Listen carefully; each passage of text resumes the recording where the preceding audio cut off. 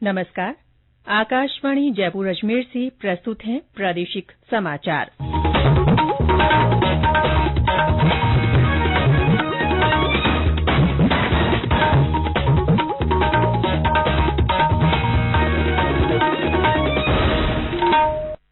मुख्य समाचार। केंद्रीय सूचना और प्रसारण मंत्री अनुराग ठाकुर आज जयपुर के दौरे पर विभिन्न कार्यक्रमों में होंगे शामिल। रेल मंत्री अश्विनी वैष्णव कल अजमेर दौरे के बाद दिल्ली लौटने के दौरान जयपुर और दौसा भी रुके।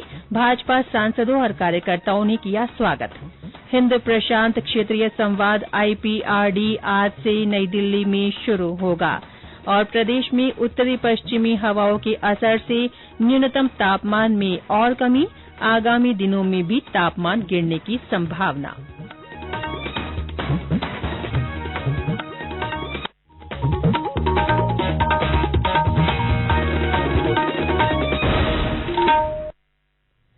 समाचारों के साथ मैं रितिका गुप्ता और अब समाचार विस्तार से। केंद्रीय सूचना और प्रसारण मंत्री अनुराग ठाकुर आज जयपुर आएंगे। इस दौरान वे यहां कई कार्यक्रमों में शामिल होंगे। श्री ठाकुर शाम को एक समाचार पत्र के रजत जयंती महोत्सव में मुख्य अतिथि के रूप में शामिल होंगे। बिड़ला ऑडिटोरियम में आयोजित होने वाले इस कार्यक्रम में राज्यपाल कलराज मिश्र और विधानसभा अध्यक्ष डॉ CP जोशी तथा अन्य जनप्रतिनिधि भी मौजूद रहेंगे। श्री ठाकुर का राजपूत सभा भवन में स्वागत किया जाएगा। केंद्रीय मंत्री कल सुबह जयपुर हवाई अड्डे से दिल्ली के लिए रवाना होंगे। रेल मंत्री अश्विनी वैष्णव कल अजमेर में विभिन्न कार्यक्रमों में शामिल होने के बाद अजमेर से दिल्ली लौटने के दौरान जयपुर रेलवे स्टेशन पर भी आयोजित एक कार्यक्रम में शामिल हुए। इस दौरान यहां उनका सांसद रामचरण बोहरा ने स्वागत किया। श्री बोहरा के साथ भाजपा प्रदेश महामंत्री भजन लाल सहित कई कार्यकर्ता और पदाधिकारी भी मौजूद रहे। श्री बोहरा ने कार्यक्रम के दौरान रेल मंत्री को जयपुर जंक्शन के लिए विशेष बजट जारी कर विश्व स्तरीय सुविधाओं युक्त बनाने के लिए जयपुरवासियों की ओर से आभार व्यक्त किया। इसके बाद श्री वैष्णव का दौसा रेलवे स्टेशन पहुंचने पर भाजपा सांसद जसकौर मीणा सहित पार्टी कार्यकर्ताओं ने स्वागत किया। सांसद मीणा ने रेल मंत्री को दौसा संसदीय क्षेत्र के रेलवे स्टेशनों से जुड़ी समस्याओं और मांगों के संबंध में ज्ञापन सौंपा। ज्ञापन में दौसा रेलवे स्टेशन पर गरीब रथ और डबल डेकर तथा बांदीकुई में आगरा फोर्ट ट्रेन के ठहराव की मांग की गई। साथ ही बसवा और बस्सी में भी ट्रेनों के ठहराव की मांग की गई। दौसा में कुछ देर रुकने के बाद रेल मंत्री श्री वैष्णव स्पेशल ट्रेन से सीधे दिल्ली के लिए रवाना हो गए।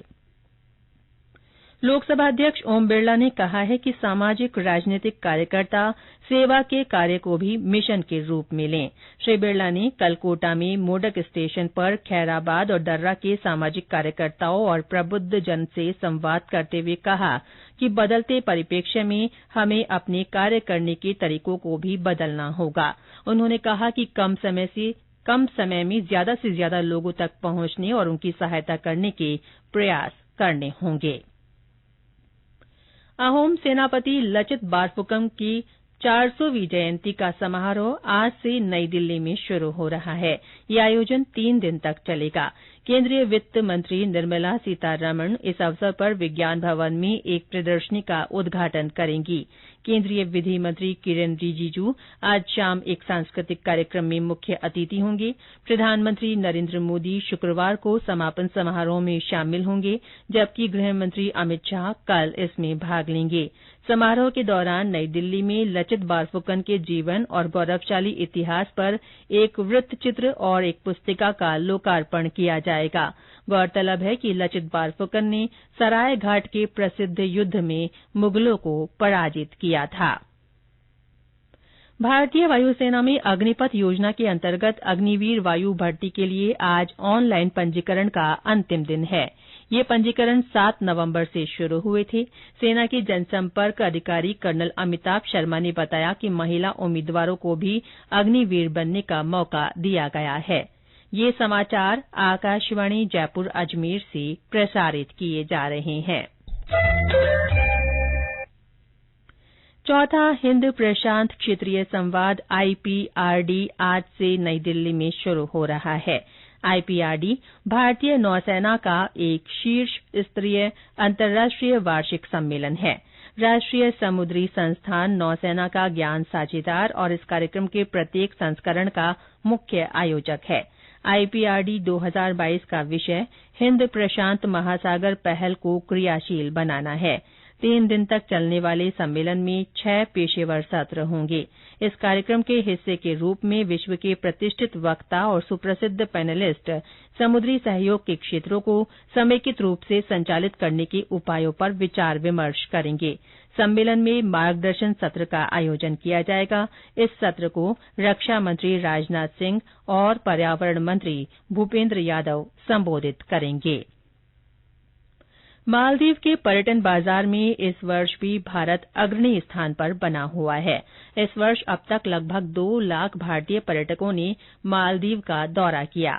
मालदीव में भारतीय उच्चायोग ने एक ट्वीट में बताया कि वर्ष 2020 के तहत पर्यटन क्षेत्र में भारत का सर्वाधिक योगदान रहा है। प्रदेश में उत्तर पश्चिम हवाओं के प्रभाव से पिछले 3-4 दिनों से न्यूनतम तापमान में कमी आ रही है। इससे सर्दी का असर और बढ़ गया है। आज सुबह भी सबसे कम तापमान सीकर जिले के फतेहपुर शेखावाटी में 3.8 डिग्री सेल्सियस दर्ज किया गया।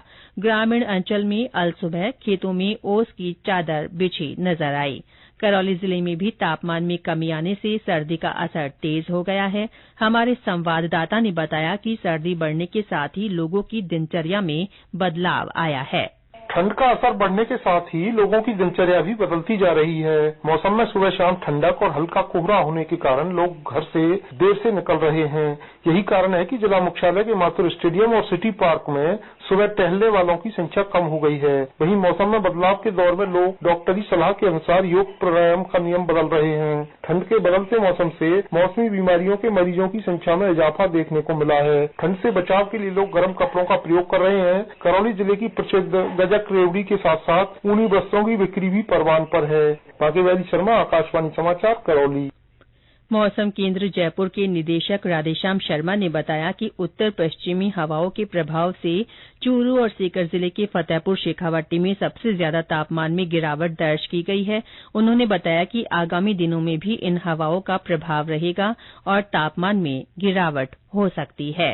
राजस्थान में नॉर्थ वेस्टर्ली विंड्स का प्रभाव जारी है और इसके प्रभाव से पिछले 3-4 दिनों से लगातार न्यूनतम तापमान में हल्की गिरावट दर्ज हो रही है। वर्तमान में चूरू, सीकर और आसपास के शेखावाटी क्षेत्र में न्यूनतम तापमान पूरे प्रदेश में सबसे कम दर्ज हो रहे हैं। यहाँ पे न्यूनतम तापमान 4 से 5 डिग्री सेल्सियस के आसपास रिकॉर्ड हो रहे हैं और अधिकांश स्थानों पर न्यूनतम तापमान 8 से 10 डिग्री सेल्सियस। वहीं साउथ राजस्थान के क्षेत्रों में फिलहाल न्यूनतम तापमान 10 डिग्री से ऊपर है। आगामी दिनों में भी नॉर्थ वेस्टर्ली विंड्स का प्रभाव जारी रहेगा। अगले 1 सप्ताह कोई वेदर सिस्टम नहीं है। तापमान में भी विशेष बदलाव नहीं, हालांकि हल्की गिरावट अभी भी अगले 2 दिनों में और न्यूनतम तापमान में देखी जा सकती है।